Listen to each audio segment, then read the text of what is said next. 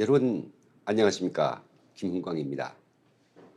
지난 9월 4일에 제가 방송을 한 이후로 바쁜 일에 좀 쫓기다 보니까 방송에서 자주 뵙지 못해서 대단히 안타까웠습니다. 이 시간에는 4년 만에 판도라의 상자를 연 허강일 지배인이라는 주제이고요. 어제 공개 방송된 이 허 지배인이 12명의 북한 여성 종업원들에 대한 탈북 및 남한에서의 강제 북송 종료, 그 감춰진 내막들을 전하겠습니다. 자유의지로 대한민국에 기순한 12명의 탈북 여성 종업원들을 인솔해서 온 전 북한 대문화연락위원회 일꾼이며 중국 닝보의 조선식당 책임자였던 허강일 전 지배인, 어떤 모습의 사나이일까요? 저도 처음으로 그의 모습을 보았습니다. 바로 허강일 지배인은 이 사람입니다. 먼저 그의 인사말을 들어보겠습니다. 안녕하십니까. 저는 전 대문화연락위원회 중국 주재 닝보 유경식당 지배인으로 일했던 허강일이라고 합니다. 이렇게 만나 뵈어서 반갑습니다. 시작하시기 전에 네. 그 안경 쭉 쓰고 하실 거예요? 아직도 무서워요, 북한이? 아니요. 암살 그런 게 안 무서우세요, 이제는? 저는 그런 거는 없습니다. 그런 겁이 있었다면 제가 탈북은 못했죠. 네. 그러면 제가 선글라스를 벗고 방송을 하도록 하겠습니다. 이게 네. 영광이에요. 네. CNN. 그는 북한의 공화국 창건 72주기, 북한에서는 의미가 있는 날이죠. 이 날에 맞춰서 현재 망명지인 미국에서 유튜브 방송을 통해 가지고 그동안 본인과 그리고 12명의 북한 식당 여성 종업원들에 대하여 비하되었던 온갖 소문이 사실관계를 전격 공개했으며 한국에 와서 지금까지 겪었던 희노애락, 특히 문재인 정부에 들어서 각방으로 가해오는 종북 좌파 세력들의 해이와 공갈, 지어 협박, 이게 어느 지경이었던가에 대해서 을분이 차서 토로했지만은 진행은 굉장히 차분하게 조목조목하였습니다. 허강일 지배인이 방송 인터뷰는 거의 1시간 이상 계속됩니다. 그럼 먼저 그의 방송 인터뷰 중에서 핵심적인 부분을 먼저 시청하시겠습니다. 식당에 오면요. 네. 호기심에 오는 손님들이 제일 많거든요. 그래요? 예. 예쁜 여자 보러 간다. 음식이 맛있어가 아니라 음식 보러 안 가요. 여자를 보러 오는 거 여자 보러 사실이거든요. 가요. 그래서 거기에 또 제주까지 좋고 진짜 종업원들이 이 말빨이 좋으면 손님들이 금방 단골 손님들이 많이 생기게 되는 거죠. 남자분들 그러면 대부분. 예, 90%는 다 남자예요. 없었죠. 네, 그렇죠. 네, 그렇죠. 팁도 막 주고 그렇고. 네, 그렇죠. 그래가지고 또 오시는 손님들 중에는 또 여러 가지 손님들이 많아요. 너를 사랑한다던가, 여기면서 같이 살자고 하는 사람도 있고요. 그게 많아요. 예, 이렇게 추파를 던지는 사람들이 너무 많죠. 예. 그거를 그럼 80명에서 22명을 뽑으셔가지고. 네. 그래서 활동하는 가정에 3명은 원래 그 전에요. 제가 탈북하기 전에 집사정이 있어서 들어갔고요. 집으로 돌아갔고 19명에서 남았었던 거죠. 그럼 7명은 어떻게 같이 안 오신 거예요? 오실 때? 제가 탈북하기 며칠 전에 솔직히 이제 책에서 제가 아까도 설명했지만 제가 지금 책을 출간하고 있어요. 네네. 여기는 집단 탈북 스토리뿐이 아니라 그 최근에 북한의 정보들과 북한과 남한의 어떤 비밀 전쟁이 보이지 않는 전쟁을 하는 그런 스토리도 있고요. 자간 일본 납북자 문제들도 많이 다뤄져 있거든요. 그래서 그런 거는 이제 책에서 바뀔 거고요. 제가 탈북을 하기로 마음을 먹었어요. 며칠 전에. 그러니까 바로 며칠 전에. 예, 제가 4월 7일 날 한국에 입국했지만 솔직히 탈북을 생각한 거는 한 몇 달 전이었어요. 몇 달 왜 전. 그렇게 급하게 생각하지? 보통 탈북 한다면 막 몇 년씩 고민하고 가잖아요. 그러니까 그때까지는 탈북할 생각이 없었죠. 근데 잠깐 탈북하기 할 수밖에 없었던 상황이 왔어요. 예. 그래가지고 제가 북한 정권에서 저를 한국 국정원 스파이라고 냄새를 맡은 것 같아요. 그렇죠. 그거에 대해서 공개하실 수 있나요? 아니, 그러니까 그거는 제가 이제 책에 대해서 예. 그래서 가지고 북한이 저를 체포하려는 낌새가 있었어요. 느끼셨어요? 예, 제가 좀 느꼈고 그랬는데 어차피 뭐 저는 혼자 탈북해도 되잖아요. 그러니까 예. 얼마나 쉬워요. 혼자 네, 가려면. 그렇죠. 네. 왜 그런데 12명을 꾸이꾸이 이거 다 데리고 오신 거예요? 예, 그래서 제가 생각이 많았어요. 제가 그 5년 동안 그 직원들과 같이 생활을 해왔거든요. 그래서 많은 정도 쌓였고, 진짜 뭐 형제같이도, 동생들같이도 느껴졌고, 근데, 제가 이제 갑자기 사라지고 나면 얘들이 나 때문에 처벌받지 않을까, 그런 생각을 많이 들었죠. 게다가 또 종업원들이 정말, 저희 종업원들이 아마 북한 식당에서는 조건이 제일 좋았고, 제가 많이 자유를 줬던 것 같아요. 그래서 뭐 진짜 우리는 종업원들이 중국에서도 막 공개적으로 한국 영화를 보고 한국 노래를 부르고 북한 사람들이 예, 이제 뭐 이 다음에 그 사진들도 공개되겠지만 뭐 한국식으로 따라하고 입는 거랑 헤어 컬러랑 근데 뭐 보이시존이 있잖아요. 그분은 아니 보이지전이 있다고 해도 또 우리만의 또 세계가 있는 거예요. 그러니까 잠깐 제가 또 그것 때문에 보이지돈하고 많이 싸웠죠. 왜 집에 통제를 안 하냐, 이게 무슨 판이냐, 뭐 이런 소리도 했죠. 그러나 솔직히 보이지돈 같은 경우는 낮에만 좀 있고 밤에는 대체로 없어요. 집으로 가거든요. 그러면 우리는 또 밤까지도 봉사하고 하니까 그러면 그저 보이지돈이 있을 때는 한국 노래를 안 하는 거죠. 예, 그리고 보이지돈이 없다고 하면 노골적으로 한국 노래를 하는 거예요, 그냥. 예, 그런데 제가 좀 생각이 많이 깊어졌어요. 하고 또 저도 생각이 많았고요. 왜냐면 가족이 있고 또 내가 이때까지 살아왔던 그 권력과 모든 걸 포기하고 간다는 게 말처럼 쉽지 않더라고요. 당연하죠. 예, 그리고 한국 가서 내가 잘 될 수 있을까, 안 될 수 있을까는 담보도 없었어요. 그걸 아셨어요? 가서 탈북자들이 한국 가서 많이 어렵다는 걸 아시고 계셨어요? 저는 그걸 처음 알았어요. 한국, 몰랐어요? 예. 한국 가면 다 잘 되는 줄 알았어요? 그렇죠. 저희 같은 북한 엘리트들은 솔직히 국정원에서 저희하고 많이 딜을 하거든요.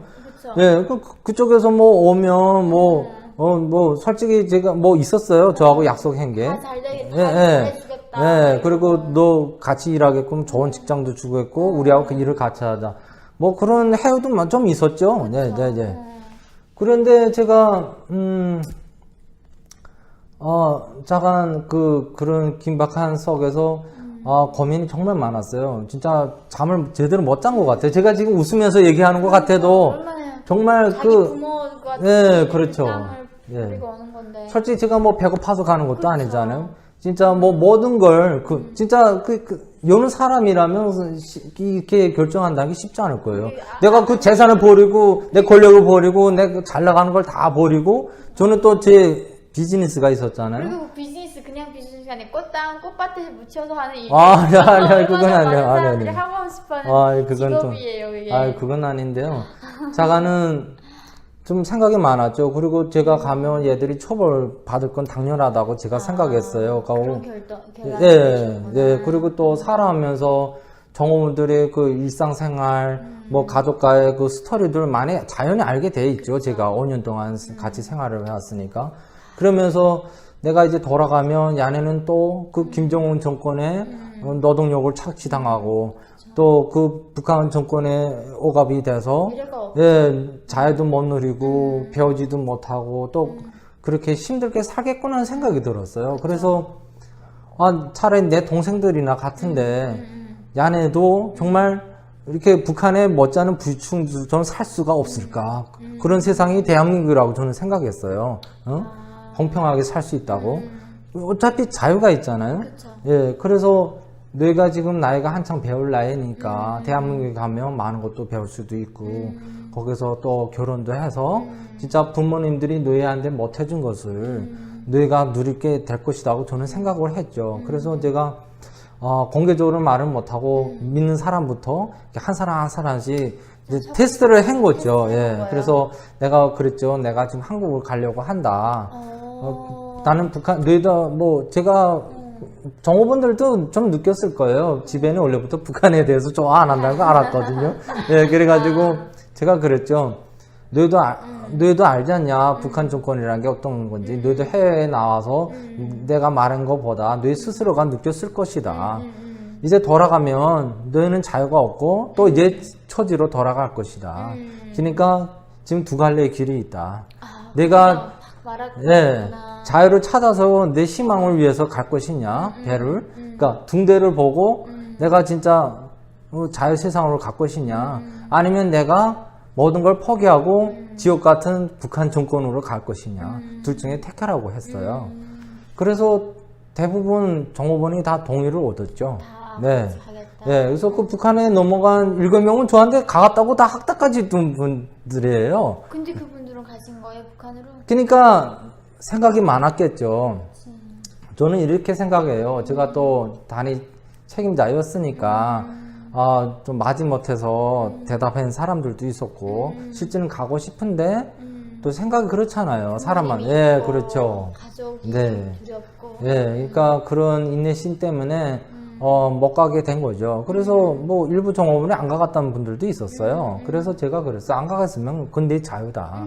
그래서 제가 보냈거든요. 그러면 그분들이 보위원하면서 말 안 하고? 아니, 그러니까 뭐 진짜? 그 전에 솔직히 얘기하면요, 제가 그 북한에 돌아간 7명한테 감사의 뜻을 전하고 싶어요.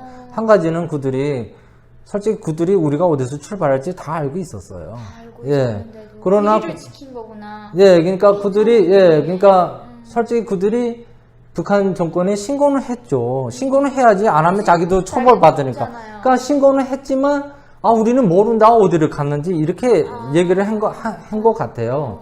솔직히 저도 떨렸어요. 비행장에 왔는데 거기에 정호원들이 알고 있었거든요. 예, 어디서 출발할 거라는 거. 그래서 거기에 체포자가 나오지 않을까 제일 많이 가슴을 조이고 있었어요. 그런데 그들이 정말 끝까지 우리를 지켜줬다고 봐야죠. 그런데 솔직히는 저희가 14명이 출발을 했어요. 근데 2명이 좀 사정이 안 좋아가지고 잠깐 2명이 체포돼서 북성을 갔거든요. 어느 가정에. 네, 그래서 예. 그래서 12명을 제가 데리고 왔는데 제가 정호원들한테는 잠깐 출발하기 전에는 다 설명을 했어요. 그런데 뜻밖의 그 출발하기 당일날 오전에 원래는 저녁에 출발하려고 계획을 했었거든요. 그런데 아침에 정호원 3명이 사라진 거예요. 신고하러 간 거예요. 어머. 예. 그러니까 완전 비상 상태가 터져버린 거죠. 계획이 들통나버렸어요. 그래서 제가 이제는 죽었구나 해가지고 정호원들한테 얘기했죠. 이제는 빨리 짐을 싸고 우리는 이젠 도망을 쳐야 된다. 여기 있으면 다 죽는다. 이렇게 했죠. 그래서 정호원들이 다 따라왔죠. 근데 그 중에 또 2명이 안 오겠다고 하더라고요. 네. 그래서 그럼 가라고 했어요. 그러나 잠깐 가라. 그러나 형제들을 팔아먹지 말라고 그랬어요. 아무리 너희가 고문을 당해도 우리만은 지켜달라고 제가 부탁을 했거든요. 그래가지고 제가 나머지 정호원 14명을 데리고 그 식당을 탈출을 했어요. 그래서 저희가 12명을 데리고 왔는데 또 그 중에도 3명이 좀 몰랐어요. 그중에 3명? 예, 근데 상황이 너무 긴박하다고 하니까 뭐 언제 설명해 줄 새가 없더라고요. 원래는 다 설명을 하려고 했었어요. 근데 제가 뭐 잠깐 구체적인 문제는 다 책에 다 써여 있거든요. 그래가지고 제가 말레이시아까지 왔어요. 상해에서 비행기를 타고 말레이시아로 왔거든요. 그래서 말레이시아에 왔을 때 정호원들이 다 봤죠. 태국이가 휘날리는 대한민국 대사관을. 저는 그때 그런 거예요. 네. 납치였으면 그 네, 정보원들이 걸어 안 들어가죠. 그렇죠. 그러니까 안 가겠다고 북한에서 가는 거잖아요. 그렇죠. 걔네는 여권도 다 있는 상태고. 네. 근데 그거에도 납치를 하라니까 네. 어이가 없는 거예요. 그렇죠. 그래서 제가 정호원들한테 왔어요. 근데 솔직히 처음 이런 일은 다 처음 당해보잖아요. 저도 긴장했고 정호원도 긴장했어요. 태극기만 바라보면서 좀 가슴이 떨리는 거예요. 솔직히 가야 되냐 말아야 되냐, 가야 되냐 말아야 되냐 이런 생각을 많이 했어요. 그러다가 제가 정호원들한테 얘기했죠. 이제는 후퇴할 길이 없다. 그리고 우리가 자유를 찾아왔으면 떳떳하게 우리가 가자.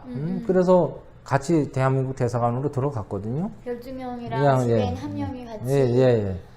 그래서 거기서 들어가서 그래서 대한민국 정부의 도움을 받아서 저희가 다음날 그 한국에 들어오게 됐었죠. 바로 다음날로 한국으로 오신 거예요? 그날 아침에 도착해서 그날 저녁으로 출발했어요. 오, 진짜 아마 무서웠나. 북한에 와서 못 가게 막 그때 황장엽 선생님이 했을 때 폰을 네. 했었잖아요. 그 대사관 네, 밖을. 네, 네. 그럴 수도 있으니까 그랬나 봐요. 네, 그렇다고도 생각하고요. 또 다른 스토리가 또 있었죠. 또 한국으로 정부로서는. 그래서 그런 것도 뭐 작은 책에 다 소설되어 있습니다. 근데 제가 또 얘기하고 싶은 건 이자같이 제가 앞에서 설명했듯이 유인 납치라는 게 북한이 유인을 납치를 했거든요. 6명을. 아까 저희가 설명했던 그 스토리는 유인 납치가 아니죠. 그리고 만약 유인 납치를 했다면 정호분들도 성인이거든요. 그쵸. 한국에는 언론의 자유가 있어요. 그럼 뭐, 아무도. 그렇죠. 그러면 뭐 방송국을 찾아가든 통일부를 찾아가든 나 돌려달라. 아까 돌아가겠다. 그 아무도 안 그래요. 그렇죠. 지금 4년이라는 시간이 흘렸거든요. 지금 그들은 진짜 뭐 어떤 정호분 일부는 진짜 뭐 결혼해서 벌써 애까지 낳고 잘 살고 있고요. 네네. 그리고 또 정호분들은 대학도 다니고 직장 생활도 하면서 잘 살고 있거든요. 진짜 그들은 진짜 북한에서 자기가 상상도 못했던 세상을 만난 거예요. 그래서 그들이 한국에서 지금 잘 살고 있고, 제가 이제 책을 출간하면 김정은이한테 먼저 이 책을 드리고 싶어요. 한번 봐라. 내 눈으로 직접 봐라. 그리고 또 북한 엘리트들이 봐라. 내 눈을 봐서 이게 거짓이냐 진짜인지 내 스스로가 판단해라 이거거든요. 그래서 잘 보셨습니까? 뭐 허강일 지배인 저는 한 50 중반 정도 되는 사람인 줄 알았는데 이번 직접 만나보니 40대 중반 아니면 뭐 그보다 더 많은 나이인 것 같지 않습니다. 개인적으로 제가 허지배인과 얼마 전부터 제가 연계를 가지기 시작했는데요. 여러 번 온라인으로 접촉하면서 북한 사람이 저희 느낌으로서는 엘리트 교육 코스를 충분히 밟았고 매우 성격이 밝고 맑고 그리고 도전적이었으며 진취적인 그런 젊은 사람이었다는 것에 대해서 엄청 놀랐습니다. 진실이 포문을 열기 시작했는데요. 그가 새롭게 밝힌 내용들을 요약하면 이렇습니다. 일단 자신이 평양 애국어대학을 졸업하고 엘리트 코스를 밟은 경력과 중국에서의 활동에 대해서 소상하게 밝혔습니다. 그리고 4년 전 12명의 처녀들이 한국에 기순한 것이 정말 납치인가 아니면 자유행위인가에 대해서 증거를 가지고 분명하게 밝혔습니다. 이 젊은 사람이었음에도 불구하고 일찍이 이 대관계 부분에서 일하게 되다 보니까 김대중 전 대통령이 방북 행사도 뒤에서 이제 관여를 했을 정도로 북한 대 공무원이었습니다. 그때 당시 대남 사업을 하면서 겪었던 놀라움과 자료적으로 깊이 있게 설명하고 있습니다. 뿐만 아니라 북한이 장성택 사건, 이 연루자 1만 명이 처형되면서 평양 시내 웃음기가 싹 말라져 버렸던 그 지옥의 광란에 대해서도 밝혔습니다. 저는 이게 1만 명까지 처형했으리라고는 상상도 못했습니다. 그리고 지난 4년간 자신과 12명의 처녀들에게 북송을 종용했던 민주 변호사들, 여권의 정치인들, 인권 활동가로 탈을 쓴 종북 좌파들이 관계기관들이 자신들을 어떻게 등을 떠밀어서 북한으로 보내기 위해서 온갖 공작을 다했는지 그 반인륜적 공작에 대해서도 과감하게 폭로했습니다. 이제부터 시작된 허강일 지배인의 유튜브 방송은 매우 우리 사회에 파격적인 영향을 줄 것입니다. 그의 유튜브 방송은 어제부터 시작됐는데요. 링크 주소를 저희 방송의 더보기에다 이제 올려놨습니다.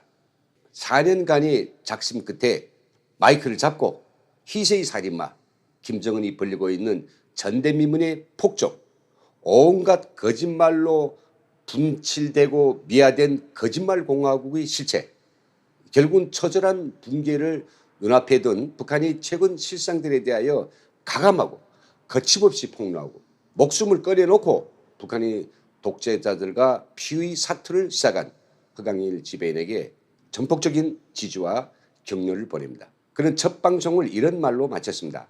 나는 함께 온 12명의 처녀들에게 자유의 길을 인도했다. 북한으로 돌아갈 수 있는 모든 길이 다 열려져 있는 지금까지도 한 명도 돌아가지 않고 남한에서 시집도 가고 대학도 다 졸업하고 안정된 삶을 영위하고 있는 이들을 볼 때마다 내가 걸었던 길이 옳음에 대해서 새삼스럽게 느끼곤 한다. 하지만 함께 떠나기로 작정했던 종업원들 중에서 가정사정과 기타 두려움 때문에 북한으로 돌아갔으나 결국에는 감옥행을 하고 있는 동료들에게도 격려를 보낸다고 이야기했습니다.